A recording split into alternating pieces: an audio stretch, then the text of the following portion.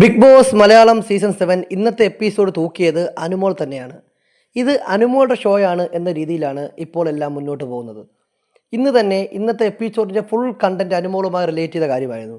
അനുമോളുടെ പാവ, അതുപോലെ അനുമോൾക്ക് പുറത്ത് റിലേഷൻ ഉണ്ടെന്നുള്ള ആര്യൻ്റെ സ്റ്റേറ്റ്മെൻറ്റ്, അതുമായി ബന്ധപ്പെട്ട ചർച്ച, പിന്നെ നമ്മുടെ അനുമോളെ അനുകരിച്ച് ജിസയിൽ നടന്നത്, അതിൻ്റെ കാര്യങ്ങൾ, അങ്ങനെ മൊത്തത്തിൽ അനുമോൾ തന്നെയാണ്. അനുമോളെ കേന്ദ്രീകരിച്ച് അനുമോൾ സെൻട്രൽ ക്യാരക്ടർ നിന്നുകൊണ്ടാണ് ഇപ്പോൾ നിലവിൽ ബിഗ് ബോസ് മലയാളം സീസൺ 7 മുന്നോട്ട് പോകുന്നത് എന്നുള്ളത് തർക്കമില്ലാത്ത കാര്യമാണ്. മറ്റൊരാൾക്കും അനുമോൾ കൊടുക്കുന്ന കണ്ടൻറ്റിൻ്റെ പകുതി പോലും കൊടുക്കാൻ പറ്റുന്നില്ല. അവിടെ അനുമോൾ എവിടെ നിൽക്കുന്നു അവിടെ മൊത്തം ആൾക്കാർ കൂടിയിരുന്ന് കണ്ടൻറ്റ് ഉണ്ടാക്കുന്ന ഒരു അവസ്ഥയിലേക്ക് കാര്യങ്ങൾ പോകുന്നു എന്നുള്ളത് സത്യം തന്നെയാണ്. അതിലൂടെ ആർക്കും ഒരു സംശയം വേണ്ട. അനുമോൾ തന്നെയാണ് ഈ ഷോ ലീഡ് ചെയ്യുന്നത്. ഇങ്ങനെ പോവുകയാണെങ്കിൽ, ഇതേ ലെവലിൽ പോവുകയാണെങ്കിൽ ഈ സീസണിൽ കപ്പടിക്കാൻ 100% ചാൻസ് കൂടുതൽ അനുമോൾക്ക് തന്നെയാണ്. കാര്യം നമ്മൾ പ്രതീക്ഷിച്ച് വന്ന വൈൽഡ് കാർഡുകളൊന്നും പ്രതീക്ഷയ്ക്കൊത്ത് ഉയരുന്നില്ല എന്നുള്ളത് ഒരു കാര്യം.